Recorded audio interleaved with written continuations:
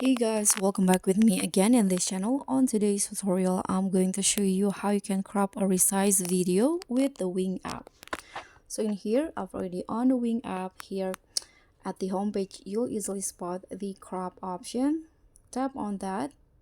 Now you can just select the videos that you want to crop. For example, this one. Okay, here you can see there are some presets on the uh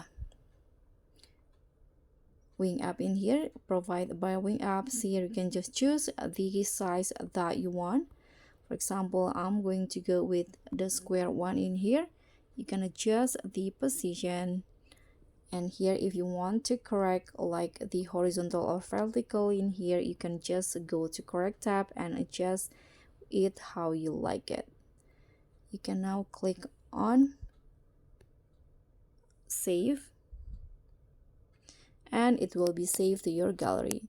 So that's all from me. Thank you so much for watching. Don't forget to like, comment, and subscribe. Also, click on the thanks. Bye.